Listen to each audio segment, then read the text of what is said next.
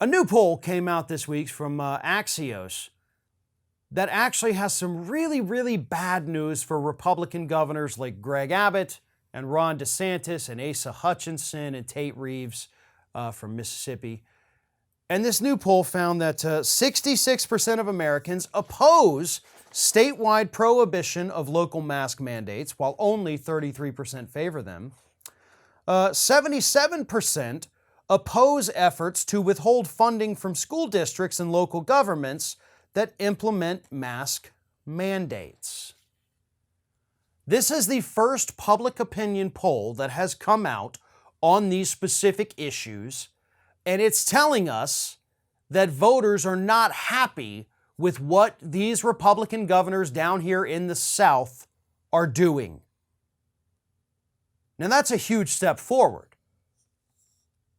The fact that these governors are now squarely on the wrong side of public opinion, in addition to, as they have been, being on the wrong side of science, on the wrong side of humanity, and on the wrong side of just basic public decency. And now the public is looking at them and saying, I don't like this. I don't like what you're doing here. So yes, this is a big deal. Sure, it's only one poll. It's the first poll on this issue. But now that others, or now that this group obviously has started polling on this, others are going to follow suit. We're going to see more public opinion polling on these issues. And hopefully the numbers continue to rise. And these Republican governors understand that they are facing a massive backlash that could come back to haunt them in 2022. Now, here's what needs to happen. Democrats need to start running ads.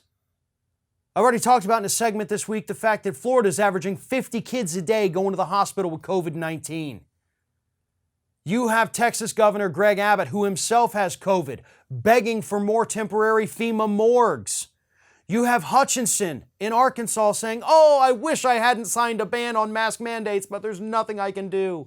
You have Tate Reeves from Mississippi saying that, oh, COVID in kids is basically the sniffles. He said that last week. 24 hours later, an 8th grader died of COVID in his state. A couple days later, another 8th grader died of COVID in his state. These are ads. These are political attack ads that the Democratic Party needs to be running nonstop, not just in the South, but all over the country. Every single thing I just mentioned is an ad in and of itself. And I know we do have some wonderful groups out there. Midas Touch does a phenomenal job of doing things like this, but that's not enough. We need more of it.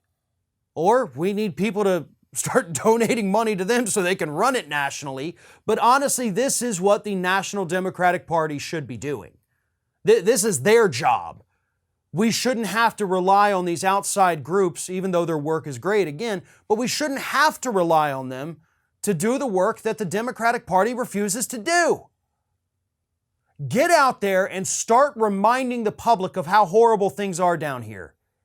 Start reminding people who's responsible. Start reminding people of the decisions these governors made that are sending their residents to an early grave.